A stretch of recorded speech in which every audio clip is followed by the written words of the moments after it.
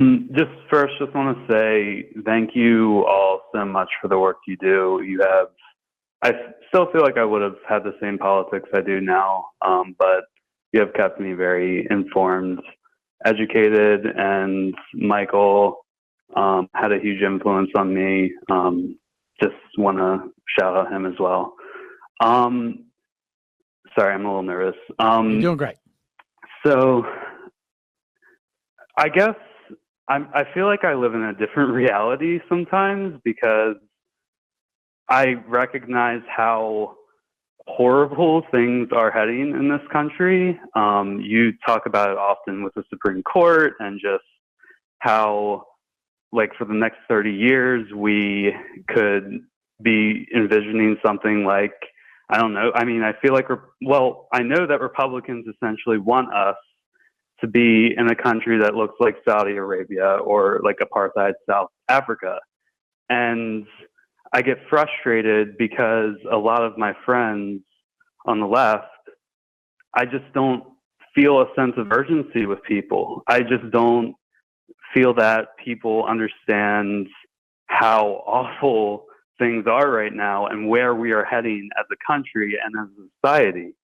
And I like throw things out on social media sometimes, and I try to, like emphasize, hey, like this insane senator from Indiana wants to outlaw interracial marriage. They want us to go to apartheid South Africa. Or I try to like use big words to emphasize how urgent the times are right now. But it feels like sometimes I'm yelling at a wall and people just don't want to hear it. Like, it's too negative. Like, I don't, well, listen, your rights are at stake. Your, like, people you love and just the people in your community or lives are at stake. Like, how can you not understand how awful things are right now? And I just have friends that say, well, why should I participate in the Democratic primary? Nothing's going to change. And I'm just like, voting is harm reduction. We need to do something.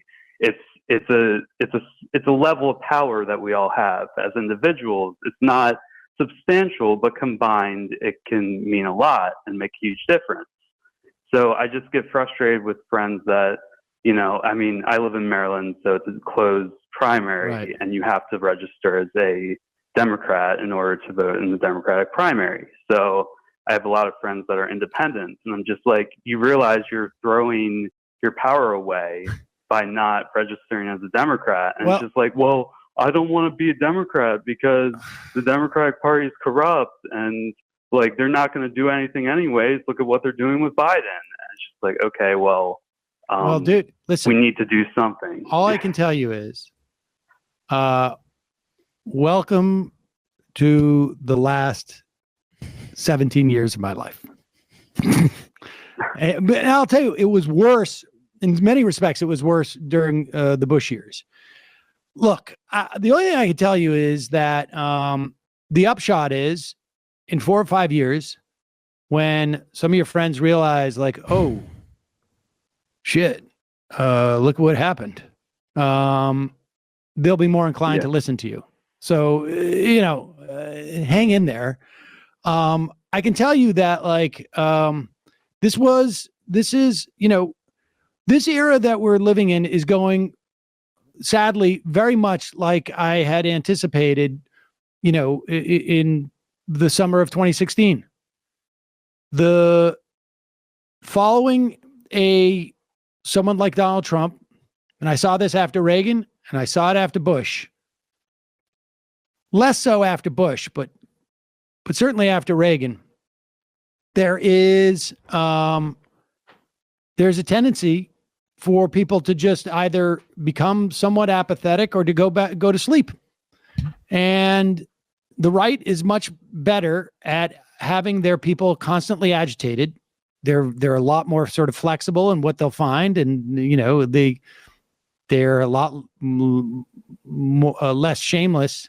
Excuse me. Yes, a lot less shameless. And will blow up an issue like what transgender athletes are doing to our sacred, college sports or high school sports. And, the pattern's the same. People become engaged. When their rights are assaulted, and then they sort of like think that they can't buy incremental change until they realize that they have to do real harm, like you say, it's harm reduction. Voting for Biden was harm reduction. Right. And let's just imagine for another scenario that this Ketanji Brown Jackson was Supreme Court Justice number 8. Instead of it being 6-3, it was 8-2. Excuse me. 7-2. And instead of the 100 some odd judges that Biden's gotten into federal judiciary, Trump is on, number 350. And that's where we could be with this. So all I can tell you is hang in there. You're not as isolated as you think. It's just that your friends need to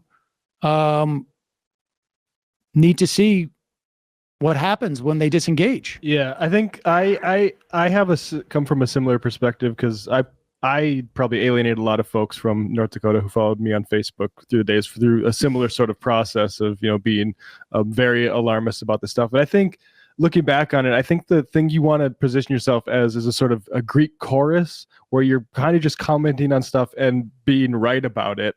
And then slowly over time, if you tone back a little bit on the, come on, wake up people, but just describe for people what the reality that's happening, they'll come to you for perspective and look to you over the time. You have to slowly build up that credibility, and that will build up as reality hits them in the face. Yeah, I definitely feel that to an extent. At least like after Trump was elected, I felt like particularly members of my family were coming back and saying, okay, you were right about this. But now it's just like, yeah, people are just falling asleep because Biden's elected and they feel like they can be a little more comfortable. And it's just like, no, he's of course he's better than Trump, but he's still pretty bad, and he's not doing nearly as much as he needs to do in order for us to and I'll be honest with you, progress. Yeah, without a doubt. I don't even know, and he in and of himself, there's only so much that he can do at this juncture. I'm not saying, he hasn't nearly done what he, in my estimation, there was a huge failure on the Build Back Better, but, and he's not doing what he could do in terms of executive actions, but there's also a cap on what this guy can do, period. And that's also a function of people need to get engaged on a local level. And, somebody just IM'd and is a good point. If they don't believe in electoral politics, that's all well and good. But again, it's like the amount of effort that is expended. Who cares? There's a D next to your registration. This is, talk about identity politics. This is like the most incredibly narcissistic thing in the world. It's not your voter registration is not some type of you're not getting art tattooed project. On your forehead. Exactly. Yeah. It's not a form of self-expression. It is a mechanism in which to do harm reduction, period, end of story. And then, I hope these people are going out and doing, doing some type of organizing, mutual aid or something like that. But that level of person. Well, yeah. Okay. The level of person who is unfortunately, appreciate the call, man.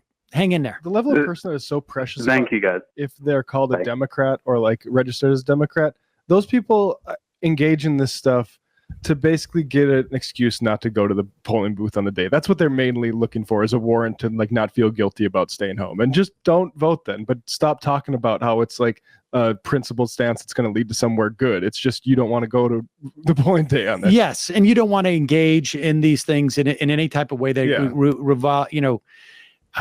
requires some level of effort. And that's with someone the Doris, as they are. For the most part, their audience increasingly conservative. You can actually just see it, and that's all well and good. They're becoming more Crowder-esque to the by the day. Exactly.